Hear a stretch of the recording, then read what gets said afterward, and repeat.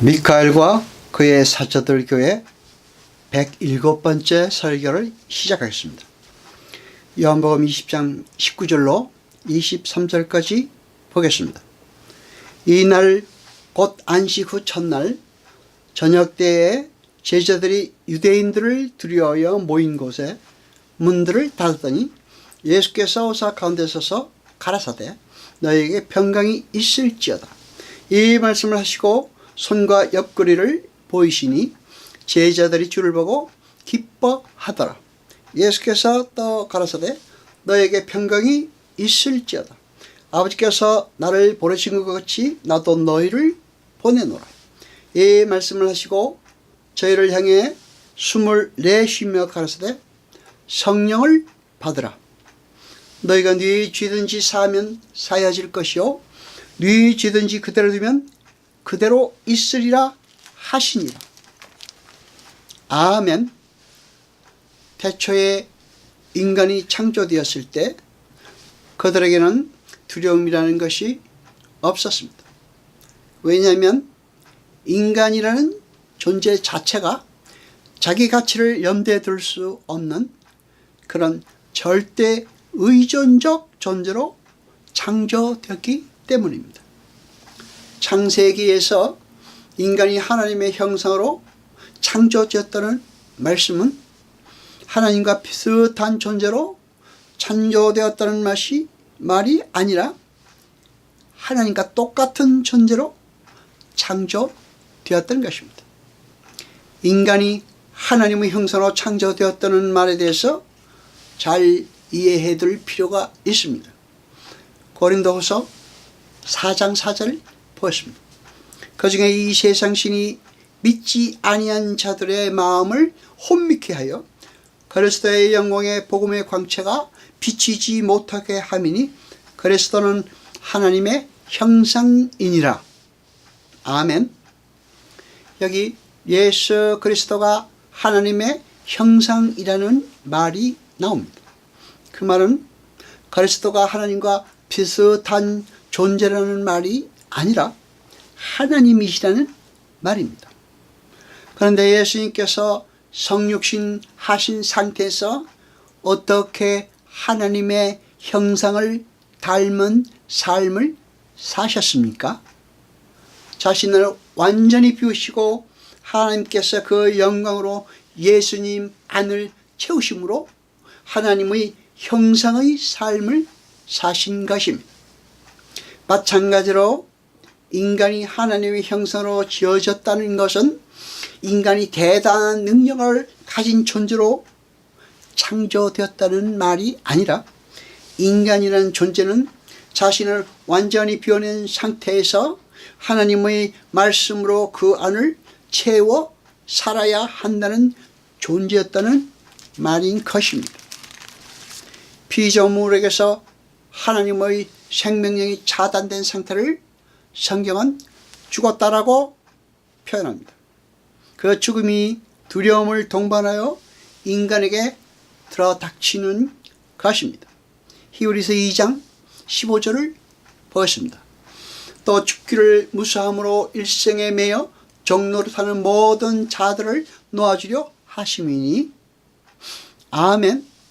이렇게 모든 인간의 두려움은 죽음에서 기인한 것이며 그 죽음은 죄에서 비롯된 것입니다. 창세기 3장 8절로 10절까지 보았습니다. 그들이 날이 서늘할 때에 동산에 거느시는 여호와 하나님의 음성을 듣고 아담과 그 아내가 여호와 하나님의 낯을 펴여 동산나무 사이에 숨은지라. 여호와 하나님의 아담을 부르시며 그에게 이르시되 네가 어디 있느냐? 가로되 내가 동산에서 하나님의 소리를 듣고 내가 벗었으므로 두려워하여 숨었나이다. 아멘. 계시록 21장 8절을 보였습니다. 두려워하는 자들과 믿지 아니하는 자들과 흉악한 자들과 살인하는 자들과 행음자들과 술객들과 우상 숭배하는 자들과 모든 거짓말하는 자들은 불과 용으로 타는 것을 참여하리니 이것이 둘째 사망이라. 아멘. 여러분, 둘째 사망으로 들어가게 되는 자들의 1순위가 무엇입니까? 두려워하는 자들입니다. 바로 그 죽음에 대한 두려움, 사망에 대한 두려움을 몰아내고 원래 창조 목적대로 하나님께 순종하며 하나님 절대 의연적 존재로 사는 자로 만드시는 것이 구원인 것입니다. 요한일서 4장 18절을 보겠습니다. 사랑 안에 두려움이 없고 온전한 사랑에 두려움을 내어쫓느니 두려움에는 형벌이 있음이라. 두려워하는 자는 사랑 안에서 온전히 이루지 못하였느니라. 아멘. 요한일서 4장 16절로 17절까지 보겠습니다. 하나님의 우리를 사랑하시는 사랑을 우리가 알고 믿었나니 하나님은 사랑이시라. 사랑 안에 거하는 자는 하나님 안에 거하고 하나님도 그 안에 거하시느니라. 이로써 사랑이 우리에게 온전히 이룬 것은 우리로 심판날에 담대함을 가지게 하려 함이니 주의 어떠하신 것 같이 우리도 세상에서 그러하니라. 아멘. 로마서 11장 35절로 36절까지 보겠습니다. 누가 주께 먼저 드려서 갚으심을 받겠느냐. 이는 만물이 주에게서 나오고 주로 말미암고 주에게로 돌아갑니다. 영광이 그에게 세세 있으리로다. 아멘. 모든 것이 다 하나님 것인데 누가 하나님께 정성과 열성을 들여서 보상을 받을 수 있겠냐는 것입니다. 우리의 소유, 우리의 됨됨이, 인격, 성품, 행실 다 하나님으로부터 나오는 것입니다. 그 어떤 것도 내 것으로 소유할 수 없는 것이 피조물인 인간의 실존인 것입니다. 그런데 우리가 무엇을 주께 드려 보상을 받을 수 있겠습니까? 그것은 어불성설입니다. 사도행전 17장에서 바울의 설교 일부를 보겠습니다. 사도행전 17장 24절로 25절까지 보았습니다. 우주와 그 가운데 있는 만유를 지으신 신께서는 주제시니 손으로 지은 전에 계시지 아니하시고 또 무엇이 부족한 것처럼 사람의 손으로 섬김을 받으시는 것이 아니니 이는 만민에게 생명과 호흡과 만물을 친히 주시는 자심이니라. 아멘. 하나님은 만민에게 생명과 호흡과 만물을 친히 주시는 분이지 인간의 섬김을 받으시는 분이 아니란 말입니다. 인간 세상은 인간이 불안해하고 두려워하는 것은 가난해서 그런 것이고 못 배워서 그런 것이고 병에 걸려서 그런 것이고 인권과 명성이 없어서 그런 것이라는 자가진단을 내려놓고 그런 것들을 추구하거든요. 두려움에서 벗어나려고 애를 씁니다.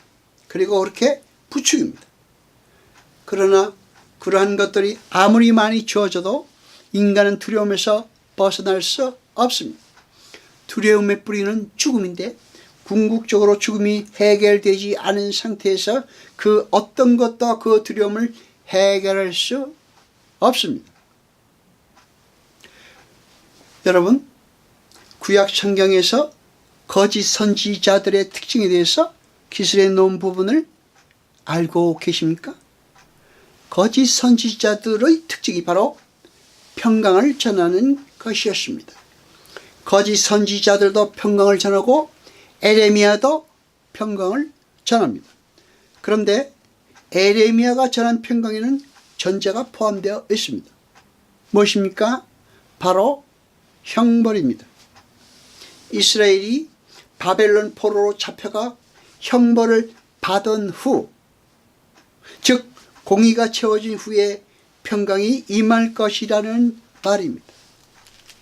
그러니까 하나님의 공의가 어떤 방법으로든지 채워지지 않은 상태에서의 평강은 가짜 평강이지만 하나님의 공의가 채워진 이후의 평강은 하나님의 약속으로서의 평강인 것입니다. 그렇게 인간들이 해결해야만 했던 하나님의 공의를 충족을 시키기 위해서 오신 분이 누구십니까? 주님께서 오신 것입니다. 그래서 선지자 미가는 예수가 바로 인류의 평강이라고 명쾌하게 선포했던 것입니다. 미가서 5장 2절로 5절까지 보겠습니다. 베들레헴 에브라다야, 너는 유다 족속 중에 작을지라도 이스라엘을 다스릴 자가 내게서 내게로 나올 것이라. 그의 근본은 상고의 태초이니라. 그러므로 임신한 여인이 해산하기까지 그들을 붙여 두시겠고, 그 후에는 그 형제의 남은 자가 이스라엘 자손에게로 돌아오리니, 그가 여호와의 능력과 그 하나님 여호와의 이름의 위엄을 의지하고 서서 그때에 먹여서 그들로 안연히 거하게 할 것이라. 이제 그가 창대하여 땅 끝까지 미치리라. 이 사람은 우리의 평강이 될 것이라. 아멘. 여러분, 우리의 평강이 누굽니까? 베들레헴에서 나신 예수가 우리의 평강입니다. 마태복음 10장 28절을 보았습니다. 몸은 죽여도 영혼을 능히 죽이지 못하는 자들을 두려워하지 말고 오직 몸과 영혼을 능히 지옥에 멸하시는 자를 두려워하라. 아멘. 진짜 우리가 두려워해야 될 것은 몸의 죽음이 아니라 영혼을 영원히 지옥에 멸하시는 하나님을 두려워해야 하는 것입니다. 그런데 우리의 몸이 죽어도 하나님이 우리 편인 이상 우리의 영혼은 영원 속에서 평강을 누리게 된다는 영적 현실을 이해한 사람은 몸의 죽음을 두려워하지 않을 수 있는 것입니다. 시편 147편 12절 19절 보겠습니다. 예루살렘아, 여호와를 찬송할지어다. 시온아, 내 하나님을 찬양할지어다. 저가 내 문빗장을 견고히 하시고 너의 가운데 자녀에게 복을 주셨으며 네 경리를 평케 하시고 아름다운 밀로 너를 배불리시며 그 명을 땅에 버리시니 그 말씀이 속히 달리는 도다. 눈을 양털같이 내리시며 소리를 재같이 흩으시며 우박을 떡부스러기같이 뿌리시니 누가 능히 그 추위를 감당하리요.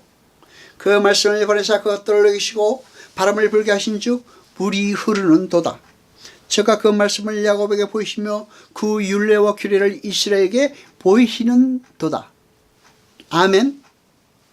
이렇게 하나님의 말씀은 이 세상에 보내심을 받아 하나님의 뜻을 이루는 역할을 하십니다. 그런데 그 뜻은 위대한 창조사에게 성취입니다. 제자들은 성령을 받고 1차적으로 자신 안으로 파송되는 것이고, 그 다음으로는 세상에 나가 복음의 현실을 증거하는 자로 살게 됩니다. 자신들이 어떻게 구원을 얻게 되었는지, 어떻게 살아나게 되었는지 아는 성도는 그 구원의 도를 있는 그대로 전해야 되는 것입니다. 한 부류는 구원으로 돌아오게 되는 것이고 다른 한 부류는 거절할 것입니다. 그런데 그들의 그러한 선택은 그들의 노력이나 됨됨에 의해서 격발되는 것이 아닙니다. 전자는 하나님의 선택에 의해서 선택된 사람들이고 후자는 하나님의 유기에 의해서 유기된 사람들입니다.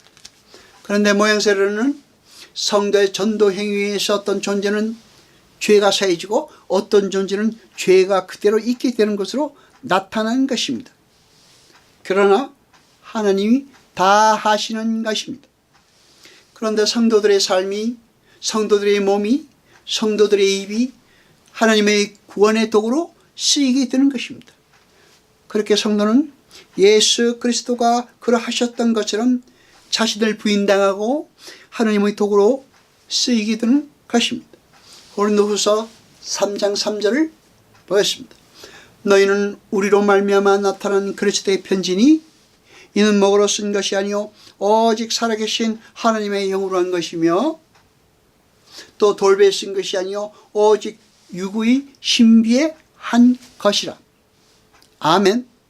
하나님께서 예수님을 말씀으로 보내셔서 당신의 창조사에게 투입한 것처럼 우리 성도들도 예수님의 말씀으로 우리 자신 안으로 세상으로 보내져서 새 창조의 사역에 투입되는 것입니다.